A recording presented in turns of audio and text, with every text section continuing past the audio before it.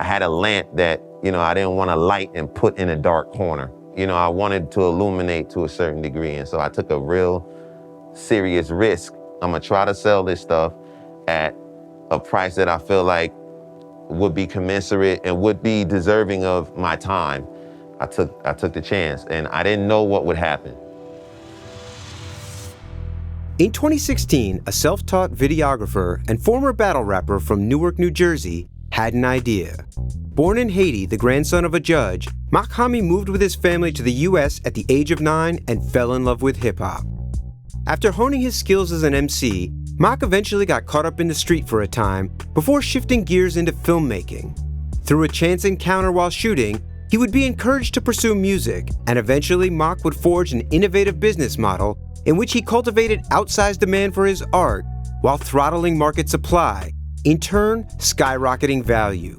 And it all started with one idea.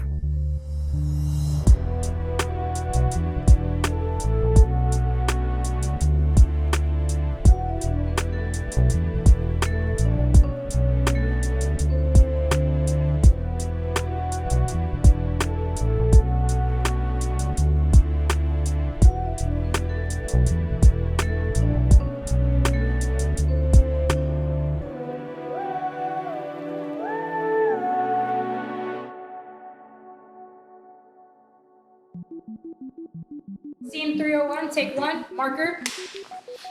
Are we good to go? We are set. Cool. So, Mach-Hommy, welcome Yes. to Idea Generation. Thank you for having me. Absolutely. Idea Generation, welcome to Mi Casa. Yes, it's a beautiful place, very well appointed. Thank you. So I have a question. As an artist who clearly is uncompromised, deeply in their vision, what was the power that you found or harnessed in anonymity? There's a long-standing tradition across tons of, race, creed, religions, where the storyteller's function is to be like anonymous, because the point is not the deliverer or the messenger, but the message is the point. It's just like a little thing, a little agreement that I have between myself and my creator, and all the people that had to live and die in order for me to have hip hop as some sort of recourse. It makes sense. I understand. It's sort of, it decenters you and allows you to center the work in a certain way. Because the work is, in some ways, more you than your face, if that makes any sense. Yeah, I don't really have to make the focus me. My contribution should be enough. You know what I'm saying? Like, this is what I hope this is enough to keep it going. And so that's like, I never really said that out loud, but that's like what I'll be feeling. That shit felt crazy to say. How do you tell a good idea from a bad idea? Well, being that, I go with my gut when making decisions, I believe that the resonance is what does it for me. A good idea, it resonates from inception. And that resonance follows you all the way through to manifestation. A bad idea is almost like nails on a chalkboard, or, just kind of like that. You gotta have that moment right away.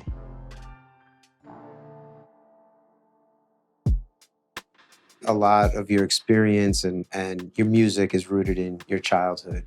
How did your parents' life and their professional life inform your ambition and sort of frame your journey?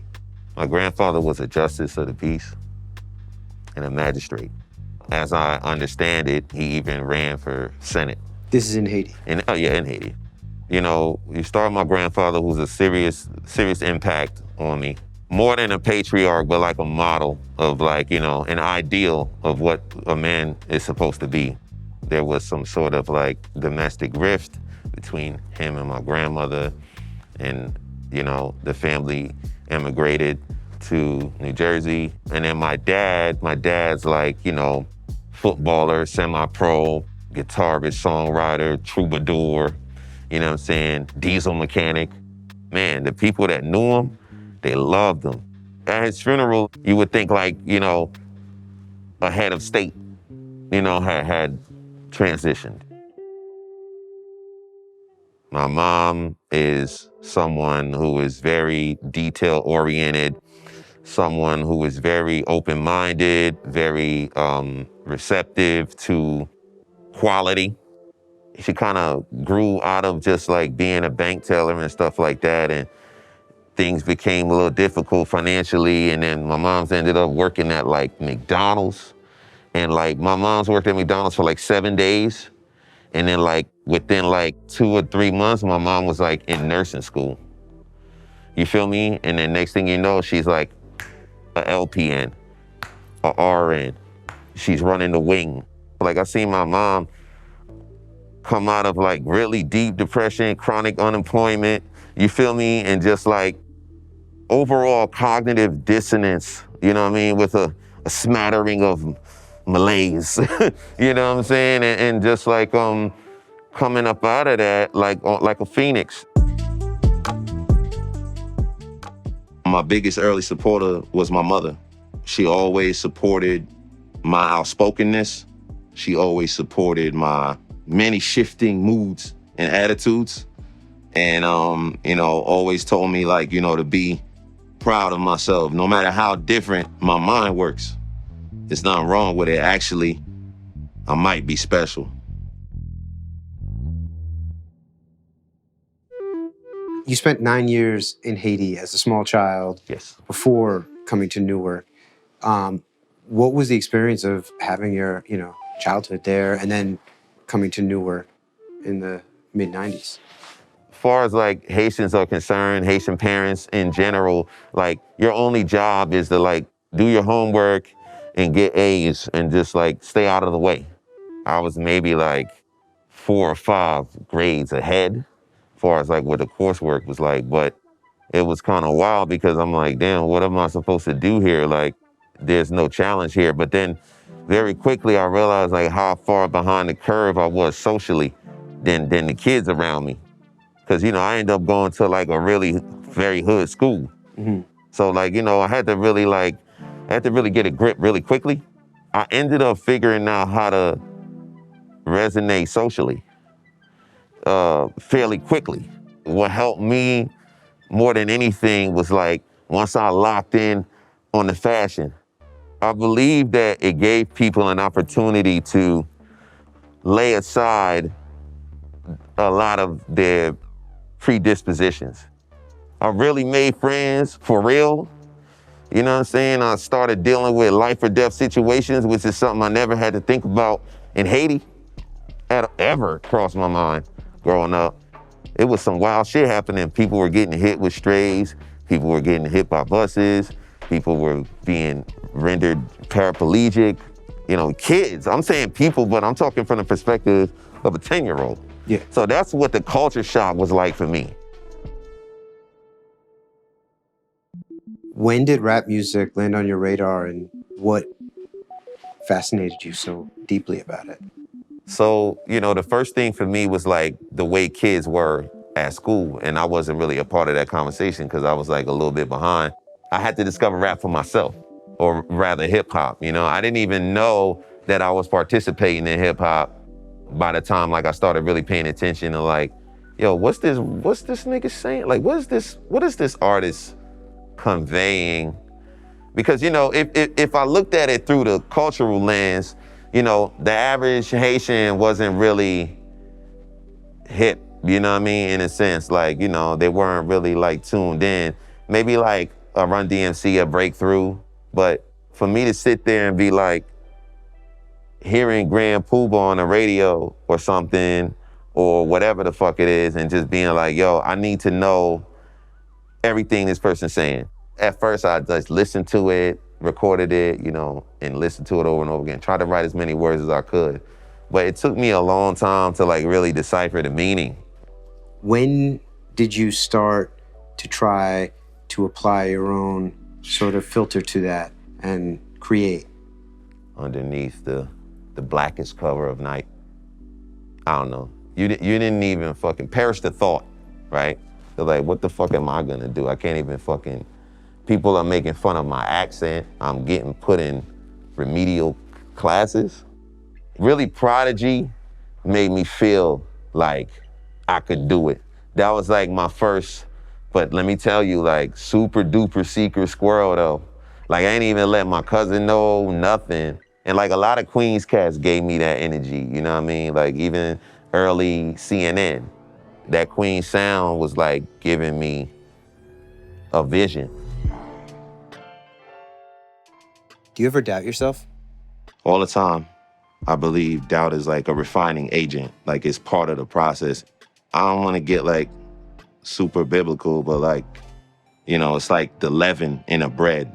At one point in time, leavened bread, and still to this day, some people consider that defiled bread. You know what I'm saying? Because it got that bacteria in it, but it's something that happens. There's an alchemy there, you feel me? Like most people would agree that bread made with yeast is a little more interesting, texturally, flavor profile, all that, you know? So I think doubt is like a welcome ingredient. And so finally at 13, you commit a freestyle to verbal intercourse, is it? Yeah. Yes. And that is with the neighbor. Yep. With your neighbor. And what was the content or the purpose of that? You know, I had been writing shit for a couple years by then, but I never, you know, and the kid from across the street, he used to freestyle a lot. Like you would catch him down the hill, like, you know, I might be going to the pizzeria.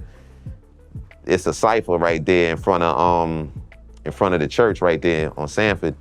You know, seeing people just do what they did kind of gave me the confidence to just, one day, it was like real late in the summer, you're like, man, you ain't got no bars. And like, for some reason, someone was like, fuck it, recite that shit. And then I recited that shit and it was like, yo, motherfucker ran across the street, up and down the street, making all that noise. Yeah, that's what gave me the confidence. And then I went, he had the thing looped up, you feel me? He had like a preamp mixer with the start-stop button with the 30-second sampler. And we listening back and I was like, I hated that shit with all my soul. I thought it was whack and I hated my voice. I hated the tone. I hated the way I said the word the, all this crazy shit, you know what I'm saying? Of like you know, adolescent mind and shit you know what I mean? Pre-adolescent mind. But not even that, just the type of person I am. I just definitely didn't feel like I could just play games and I could just say a rap and I'm a rapper. I had so much reverence for the skill, for the act of MCing. When did you start to find the satisfaction?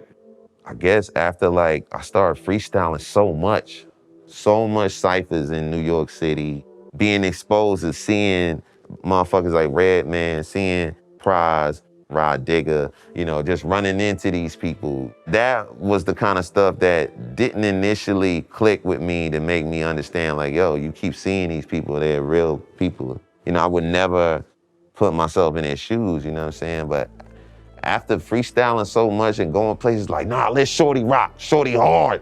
You gotta cause you gotta remember, I was mad bad. I was bad, bro. You know, it's like nobody wants their fucking 12-year-old, 13-year-old fucking going out all night in Manhattan, fucking freestyling, God knows what. And like, that shit was dangerous. Like, that shit was wild, but we didn't think about danger. We just felt like, yo, some of the stuff I was hearing and the ideologies I was being exposed to was like, there was nothing on TV that could come close to any of that shit, you know what I mean? Just the energy, the raw energy of it. That's what really got me to feel like I could do it. I don't know when that shit clicked over, but people just started being like, yo, son, this nigga's ill. Despite making a name for himself in underground rap circles, Mach's proximity to the illegal life and all its hazards inspired him to reinvent himself as a filmmaker. But while working on a Westside Gunn documentary years later, Mach was recognized by an old acquaintance and pushed by the Griselda Brain Trust to re-engage with music.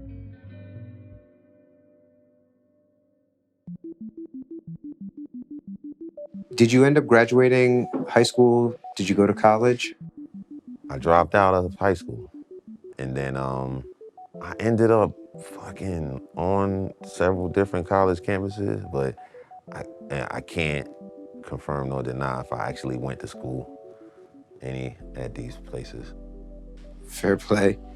What were you contemplating in terms of a professional life? Man, I don't know. Like I had really like got to a point in time where I just lost touch with reality and just was like in the streets, focused on like some really dark shit. You know, I became consumed with like a certain type of endeavor. Like I thought I could like outsmart the system. I'm mature enough now to be like reflect and be like, yo, like I was really bugging. I stopped thinking about, I definitely wasn't thinking about no art. If I was thinking about it, it was just as a consumer. What was the wake-up call that took you out of that? Shit, man, like after narrowly escaping death, like too many times to count, and then you get a few wake-up calls like you know, jail, you know, cases, stigma, reputation, and then just like, especially in the Haitian community, like word gets around really quickly, and then you never realize how much you could disappoint yourself until you see like the people who you really care what they think about you. You see them disappointed, you know what I mean? And like, because, you know, I've been gifted with the ability to manifest and to see things through, I was seeing through some shit that was not good for me. Have you ever failed? Yeah, I fail all the time and shit. I failed this morning several times, you know what I mean? Trying to get the fucking smoothie to where I like it, you feel me? Nigga fail like 10 times every hour. But it's good though. It's like it's a, you know what I mean? It's the spice of life, you know what I'm saying? At the end of the day. And so initially you pivot to film and filmmaking. Right. How was the withdrawal from the illegal life and why film? Yeah, man, it was cold turkey because like 2, 3, 4 strikes and it's like, yo, you're toast. And I was seeing people get smashed. Like I was seeing people get double life. I seen my homeboys getting like, you know, 27 and 31 and people going to state, people going to federal and just watching the whole thing. I started doing my maths and shit. I'm like, you know what? I really like film. You know, even musically, like I'm more like of a visual, you know what I mean? Kind of storyteller, like a raconteur. So for me, it was like film was where I could like really like, I felt like I would be able to work out a lot of the injustice, you know, that I witnessed on a daily. I would, you know, be able to apply the things that I think would be remedies, you know what I mean, on screen, you feel me? And affect the change that I want to see, you know, in the work. I remember I got like The Sopranos and a bunch of screenplays from those guys selling them shits, those guys selling them at the tables. I'ma just basically copy this format and just put my stories in.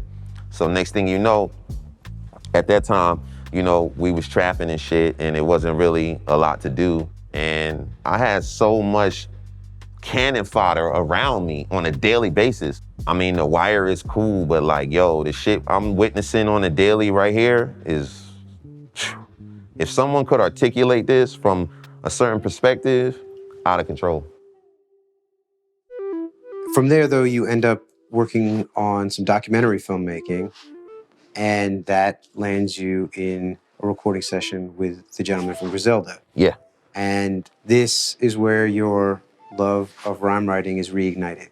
How unexpected and unlikely was that in that moment? I'm not gonna lie, it took a lot of cajoling, for lack of a better word. And I was very unsure about that because I had almost like written it off as like something that was a phase for me. So wait, so you're there, you're in the studio, Conway is there, Yeah. Westside Gunn, Yeah.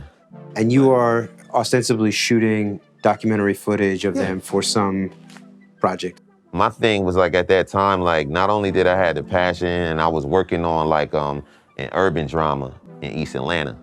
I was in the middle of that, and when I stumbled across this, to me it was something really interesting that I could do that would supplement my approach and my work.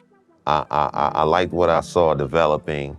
So when I ended up meeting him, his main problem was that he couldn't find anyone willing to go to Buffalo and actually stay, and go in and out of certain places, you know what I'm saying? Which to me was like very commonplace.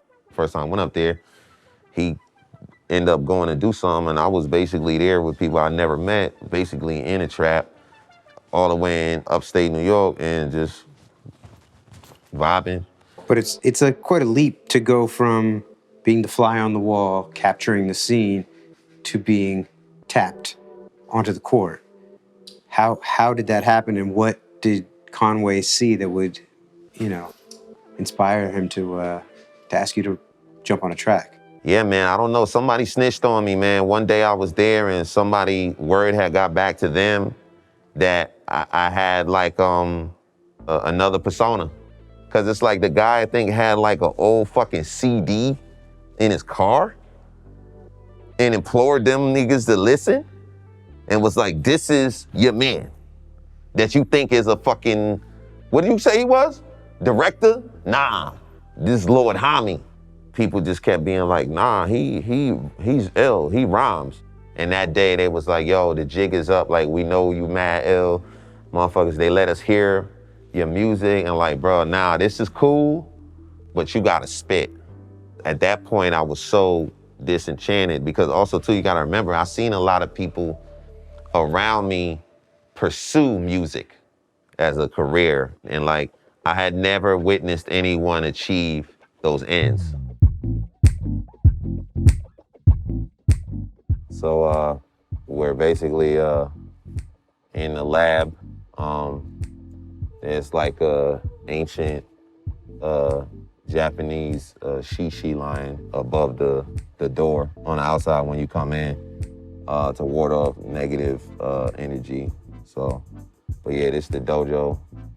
I might lay, some vocals, or I might capture, a guitarist here, a saxophonist there. Just get busy. Do you track yourself usually? Yeah, I can't remember the last time somebody recorded me. You just find it easier or more intimate? I mean, I feel like I just know what I'm doing, like to the point to where I understand why it's convenient for some, but for me, it's almost like it becomes more of a formality, and it's not really necessary for me. You know what I mean? It actually kind of slows the process down. Interesting. Actually, yeah. But yeah, man, but I remember them days when I didn't know what I was doing and shit. It's definitely a special place for me. I definitely will rather do it here than anywhere else. How did you work out getting from being the videographer who used to be Lord Hommy to becoming Mach-Hommy, a gentleman who wears a mask and has a fully formed brand and identity? I think it's like a lot of those critical thinking skills like I developed being around people who really held you accountable for what you said and did. Like early on in my fundamental years, like my grandfather was like, he didn't really have to raise his voice or anything, but like, he was very, it was heavy. It was very heavy. And, when he spoke, like, he commanded respect. The way he was, it just instilled something in me to where like I maintain and retain whatever of value, things of value that I come across. And like, I just kind of like store it for later, you know what I'm saying? And I just believe like, I'm just like the recipient of faith, of being faithful. I was kind of like sailing out into open sea because I know how serious I am about music and about hip hop culture and just in general. And I was just like, I don't really know other than, my initial upbringing. I don't really know what else it is that held me together up until this point to where like I'm strong enough to just see so many people crash and burn. Very few people actually succeed and breach the Van Allen belts, you know what I'm saying, and actually get into deep space. To that point, it's interesting because, you go into music with this sense of skepticism around it as a, viable career.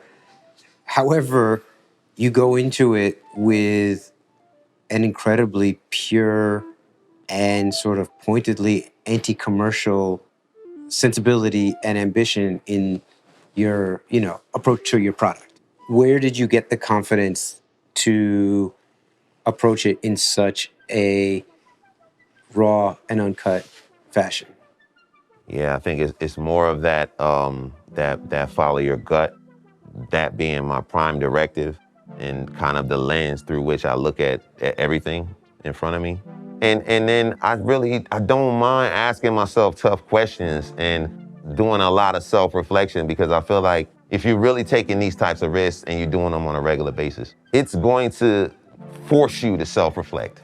And I feel like that's kind of what's been guiding me, like this principle of like being held accountable for how is this gonna make me feel. Like I'm asking myself these questions because ultimately I have to live with all of those decisions. And being a risk taker by trade is like, yo, you are assuming trillions of outcomes every second, especially when you're at work, because you're dealing in the realm of ideation. It's just thoughts moving at the speed of thought, which is like we can say all we want that thought moves at the speed of light, but I beg to differ. I think it moves much faster. You know what I mean? So it's like, with that being said, like you kind of gotta have like a core principle. And ultimately I'm responsible for my failures as well as my successes. Following the Griselda connection, Mach threw himself back into music. Embracing the scarcity mindset, he released only limited physical editions of each new record and charged prices usually reserved for fine art. His albums and EPs became collector's items, attracting the attention of hip-hop's elite and setting the foundation for a flourishing cottage industry.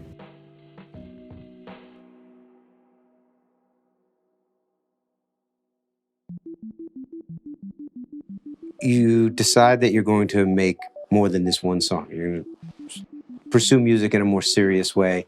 How did you get the sort of ball rolling to even create the demand where you could define a market for the value of your art? All I literally did was like wait my turn, take a chance, just like a fisherman or, someone that's going to collect a natural resource.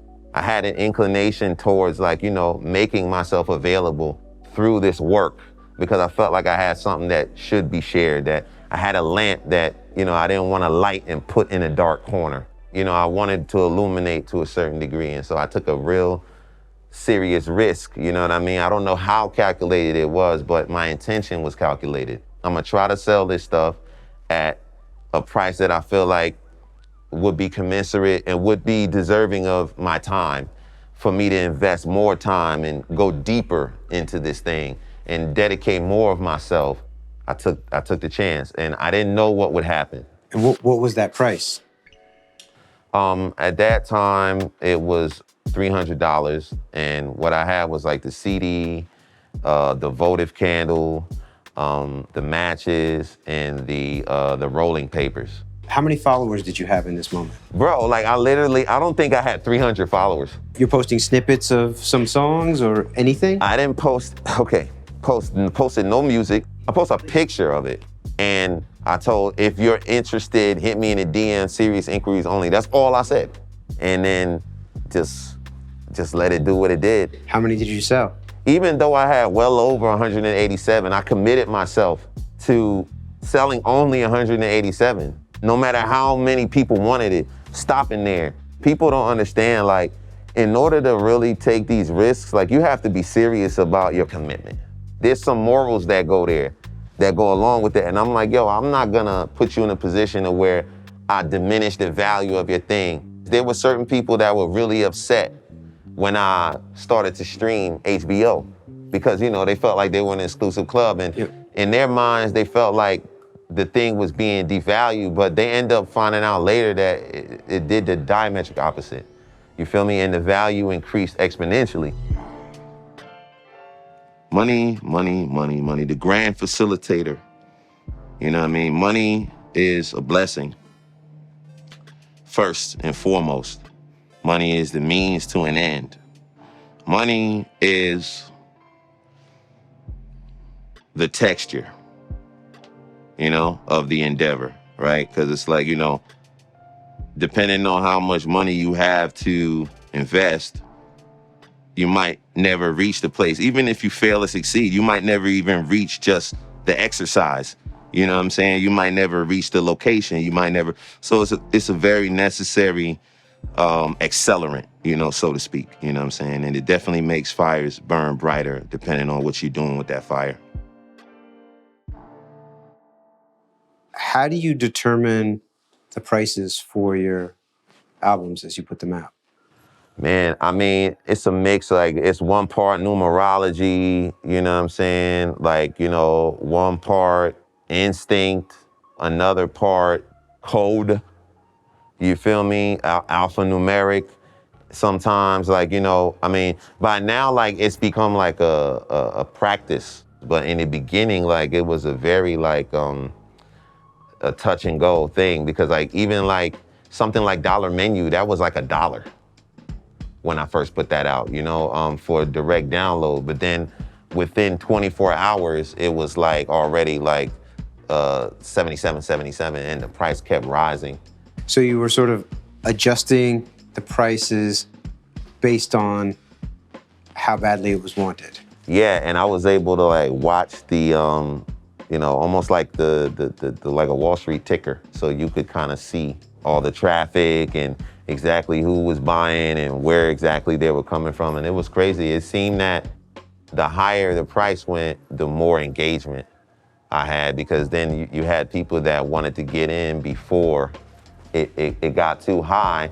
But also all the people that got it low, they were unwilling to share it. So it was just like, it was a very interesting moment. Like, I learned a lot from that. And what is the most that you have charged for an album to date? I think it was the Collector's Edition, HBO, and it was Art Collector's Edition, and I think that was $7,777.77. So you start selling these first albums in this very avant-garde way, direct to your consumers at a very, very high price point, and not doing any of the sort of typical streaming or anything like that. How are you dealing with the admin side of publishing and writer's mechanics, and obviously you're working with producers? I'm always learning something new. In the past year and some change, I've basically gone through like an accelerated crash course with regards to publishing and the myriad rights that apply to musical composition and the exploitation thereof. The landscape is fraught, you know what I'm saying? And if you don't really understand like what kind of danger you in, as far as like sampling somebody's beat or whatever like that, half the time you don't know, you know what I'm saying? Because you collaborating remotely over vast expanses with people who you'll never meet in the flesh sometimes. And then next thing you know, there is a piper that you have to pay for the tune. Like, it's definitely something that I think in order for us to move into the next generation of like true independence and validity and sanctification of intellectual property, I think like a lot more independent artists should start to concern themselves with those particular issues. And I'm not the one that's gonna save everybody, but at minimum, I could tell you this thing. It is very worth it for you to look into that, how that works, in the many different ways that you can get paid or that you can end up owing. Do you have an ultimate creative goal? I really want to be myself, like the way that I thought people were when I used to watch them from the other vantage point. When I was watching someone like myself talk in front of the camera, I just want to know, like, I'm learning so much about what I used to see and the things that I used to perceive in a very naive way. I see what a lot of my so-called peers, what they deal with, and I try not to deal with that. And I try to bring myself, as I truly am. Like, I just want to be Mach-Hommy. That's really the goal. You put out these first albums almost as pieces of fine art. You're selling them, in very limited quantities as physical items. In 2021, you put out Pray for Haiti with Griselda. Yeah. And that is a real inflection point as far as audience.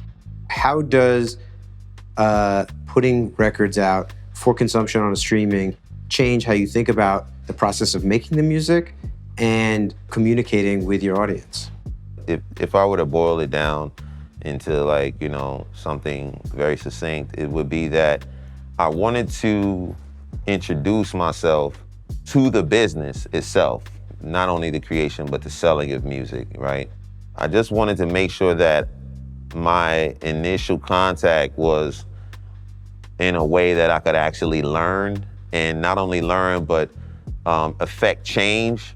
And the only way I was able to do that was to keep it small enough for me to actually observe and make sure that, my observation was functional. Because sometimes people have a bunch of information and a bunch of metrics and they can't make heads or tails out of any of it. And for me, I was able to do the physical business in a way to where I learned at a rate that I don't feel like you could learn when you can't really grasp what you're dealing with. People are dealing with numbers that are somewhat unfathomable. Like, motherfucker, you never seen a million feathers, not that you could identify. You see what I'm saying? So it's like, there's a practical aspect of learning a lot of these experiences are completely devoid of any tactile quality, which is like the way our species has learned in advance for millennia. Now it's almost like we've been cut off from that power. Even on that level, it's like I wanted to something, give me something I could feel. You know what I'm saying? So numbers that I could really wrap my head around. And then once I have a solid foundation and I understand the concept and I've mastered the theory, then I go into practice with a different type of glow. And then upscaling is just a matter of multiplying exponentially. Streaming is crazy to start high. You'll never get down to what I understand as the core building block. Do you like to work typically with the producer present, or do you like to just sort of get the music, sit with it, and figure out the arrangement and all that stuff on your own? Yeah. Nah, I ain't gonna hold you. I do prefer to work remotely. Not only does it feel better, it just makes more sense because I know what I want to do within moments of coming in contact with the material. So if you want the ready rock, just let me get the beat. You know what I'm saying? But if you want to do something else, if you more partial to the free bass or something, you want to do some different shit to it, that's cool. You know what I mean? There's not a lot of people that can kind of summon me in that way because again, I'd rather work alone. But every once in a blue, not too long ago, I had an opportunity to meet someone in their studio and we did everything right there live or whatever, and it was cool. You know what I mean? It was just oh, okay, yeah, I remember this. Do you record vocals with the mask? Nah, for sure, no. Had to ask. I already know. On Richaxxhaitian, you venture into territory with the Kaytranada record that is, while still feels wholly rooted in exactly what you do, it does feel like it has a potential audience that is much broader than most of the rest of the records that you've ever made. Did you have any sort of existential trepidation in putting that record on the album, given knowing what your fan base is expecting from you? I have instances where I flash that shit like the biscuit and then it's right back. But I never sustain the entire record. I might, just bust a little style, you know what I mean? But it's that's more how I take it, and that's when I'm in my bag, as far as my mastery of the skill. It allows me to go in and out of different sonic canvases. What I will say about the house music, to me, it is the tempo that makes it more or less accessible. You know what I'm saying? As far as that's concerned. And house music, there's a very rich house tradition in Jersey. I'm a Jersey nigga, like, so. You know what I mean? To me, like you said, it doesn't sound like a reach because it's in my DNA. That's why, like, you know, you can kind of feel there's something at the core there. You know, there's a nucleus there that is beyond definition. On your ascent as you are building, you know, sort of the Pray for Haiti business, you attract the attention of a person who many would consider to be the greatest rapper of all time, Jay-Z. How did you land on his radar? I think the first thing he heard was HBO, like several years prior. So he'd been checking for me. Chase was really like pushing for it because I think he was like, yo, when niggas like that ask me about meeting somebody, like, yo, who am I to stand in the way of that happening? Like, cause you know, Jay was like, nah, yo, nah, you gotta put that together. You're in a unique position to answer which is more valuable, dinner with Jay-Z or $50,000? Dinner with Jay. At the end of the day, depending on how you position yourself and how you utilize that time, you know, you could end up in a position where that is infinitely more valuable. 50 grand without the experience, it might not be as valuable, you know what I'm saying? But to each his own. I know a lot of niggas that just want the 50 so they can flip it. But imagine flipping an infinite resource such as energy and knowledge and wisdom, you know what I'm saying? At the end of the day, you will know considerably more than you knew before you went to dinner. What role has luck played in your success? I guess luck by any other name you call magic. I mean, as far as me being Haitian, I mean, magic plays a big part in everything I do. The history of the nation, Haiti itself, it has a very mystified history. So yeah, luck plays a big part, you know what I'm saying? But to me, luck without determination ain't gonna yield you shit. I can be so determined that when my moment comes, when the magic is right, I manifest. You know, you now have established yourself in the streaming ecosystem. You know, to look at your Spotify, you have many songs with tens of millions of streams. I'm sure that is mirrored on Apple Music, if not exceeded. And you continue to have this thriving vinyl and merch business. What are the challenges that you are looking to conquer as you look forward towards the future? Challenges is like time management. I'm a multidisciplinary artist in the sense that music is not enough to keep me occupied. I'm very hands-on in terms of like design, right? Because to me, I'm just a sound designer that happens to be a competent lyricist, you know what I'm saying? And I have a voice. But, you know, I'm more so trying to figure out how to express the same message in a more holistic way. Is that how you maintain the flow state? I believe so, but without falling into the disrepair of indecision. What is the key to avoiding that? I think fear of commitment is one of the most powerful things that we can wield to our advantage. If you just shift your perception on how you look at the potential disaster that lies ahead, that same energy can be shifted in the right direction. I just reconsider even the fear, like, oh shit, what happens when you convert this, you know what I'm saying, into like pure ecstasy, nigga? Cause like, I never been more elated than the feeling of like creating and seeing it through and delivering a creation. Like, you know, it's something like very enlightening.